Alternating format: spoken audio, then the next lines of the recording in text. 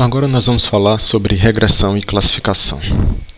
São dois conceitos diferentes, mas que na maioria das vezes eles podem ocorrer juntos no mesmo problema. Então, relembrando, o problema que nós estamos usando como exemplo é um problema em que nós temos dados de altura e peso de pessoas que praticam boxe e pessoas que praticam balé.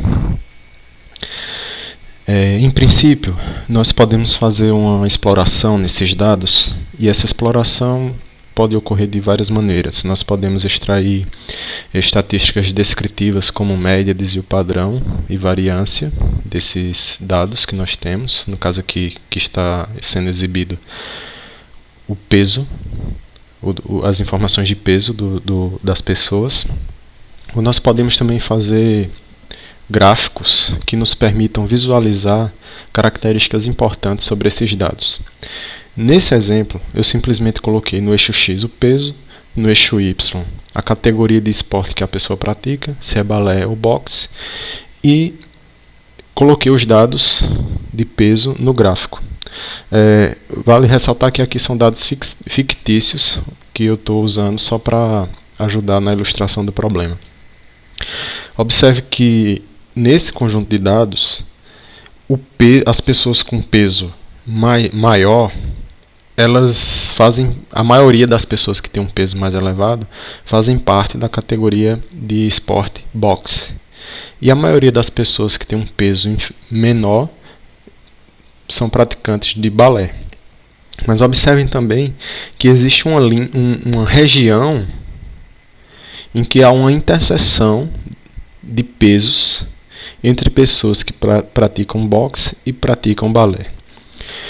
Então, dependendo do que a gente está querendo fazer aqui com esses dados, essa região de interseção poderá ser um problema ou não, né? Então, suponha o seguinte, suponha que a gente quer verificar se os pesos das pessoas seguem uma determinada linearidade.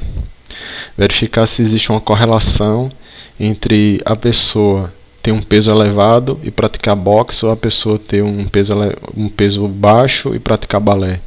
Então, dependendo do que nós queremos fazer com os dados, nós teremos problemas diferentes e soluções diferentes. Então, vamos seguir aqui para ver algumas possibilidades. Lembra-se que no slide anterior eu havia exibido apenas peso versus se a pessoa pratica boxe ou balé. Aqui nós estamos usando mais uma informação, que é a altura das pessoas. Então esse gráfico, embora ele esteja no plano, na verdade ele está mostrando três dimensões nos dados. No eixo Y a altura, no eixo X o peso, e a cor seria essa terceira dimensão, que a cor está indicando o tipo de esporte que a pessoa pratica, nesse caso 1. E é claro que, por ser um exemplo de brinquedo, né, um toy example, eu escolhi os dados propositalmente para nesse caso 1, o exemplo ficar simples. E observe que quando nós usamos peso e altura para categorizar as pessoas ou para expor os dados dessas pessoas, nós verificamos claramente que há uma separação bem distinta entre pessoas que praticam boxe e pessoas que praticam balé, de acordo com suas alturas e pesos. Neste caso, neste exemplo. E aí, perguntas que poderiam ser feitas, né? À medida que o peso aumenta, a altura aumenta? Isso é uma pergunta que pode ser respondida com correlação, por exemplo.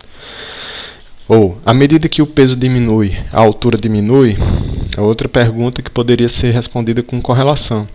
E uma das formas de a gente ver isso é se questionar sobre a possibilidade de traçar uma linha reta que siga a tendência dos dados.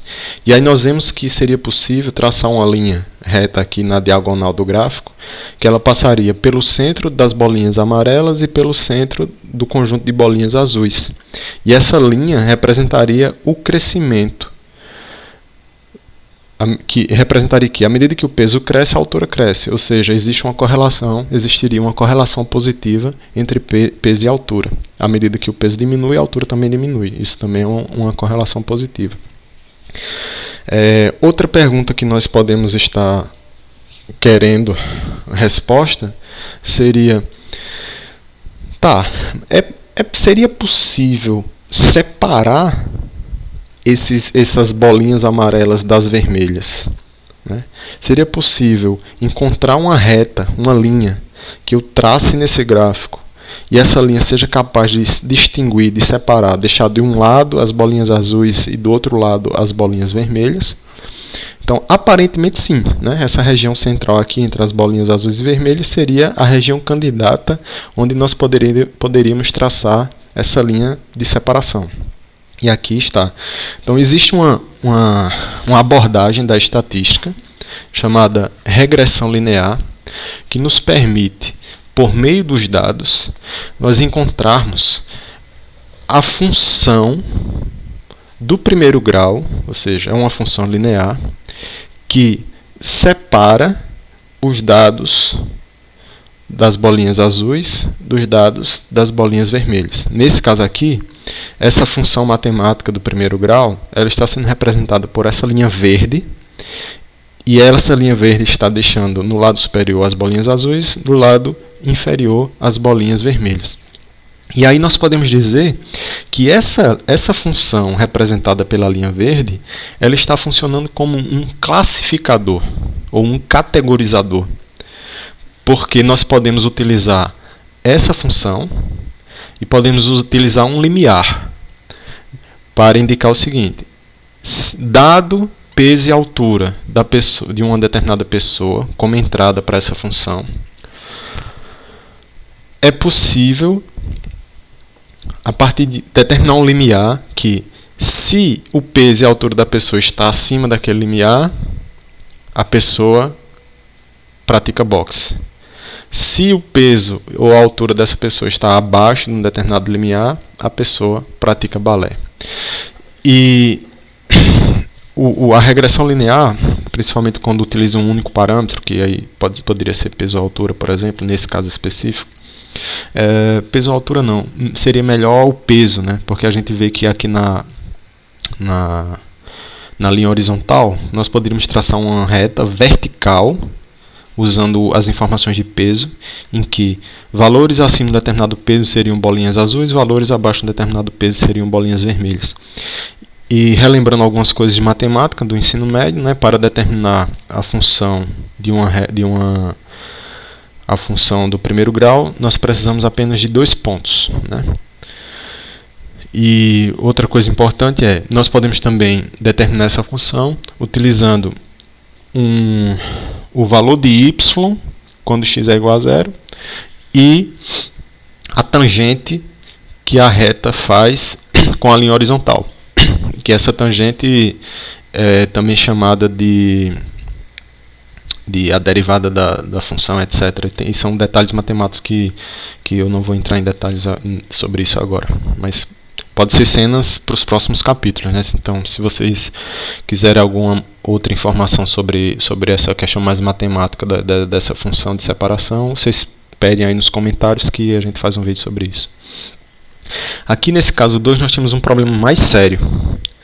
É que nesse conjunto de dados não existe uma separação tão evidente entre bolinhas azuis e bolinhas vermelhas, né? Então não é possível traçar uma reta que separe esses dois conjuntos adequadamente. Seja qual for a reta que você passe, sempre vai haver bolinhas azuis ou vermelhas que vão ficar do lado que não deveria ficar na classificação. Por exemplo, se essa foi a melhor reta que nós encontramos, nós vemos que ficou uma bolinha vermelha praticamente do lado das bolinhas azuis, outra bolinha vermelha ficou cortada e essa bolinha azul ficou do lado das bolinhas vermelhas. Então, nesse conjunto de dados, haveria um erro maior que 0 desse classificador. Aí, como avaliar classificadores, nós vamos ver também em outras oportunidades, mas considerando que essa linha, a verde, representa um classificador, haveria um erro diferente de 0 para essa classificação. E sempre pode piorar, né? Então aqui nós temos um conjunto que ele se assemelha ao conjunto de dados do caso 1. aparentemente seria possível traçar uma reta aqui, uma reta vertical, que usando apenas a informação de peso nós conseguiríamos separar bolinhas azuis e vermelhas, mas que nós estamos vendo que há uma bolinha vermelha aqui bem no centro das azuis e uma bolinha azul bem escondida aqui do lado das vermelhas, de forma que não é possível traçar uma única reta para separar esses dois conjuntos de dados. A melhor reta que nós poderíamos ter seria essa, e aí nós teríamos dois erros, né? Um erro aqui, bolinha azul confundida com vermelha, e outro erro aqui, bolinha azul também confundida com vermelha. Bolinha vermelha confundida com azul e bolinha azul confundida com vermelha. E existem várias nomenclaturas para os tipos de erros que podem acontecer. Esse também pode ser o tema de outro vídeo. Se você quiser que a gente fale sobre isso, deixa aí no comentário. Mas considerando, por exemplo, que a nossa classe positiva aqui é box e a classe negativa é balé, se aqui a classe negativa está sendo classificada como positiva, nós poderíamos dizer que isso é um falso positivo.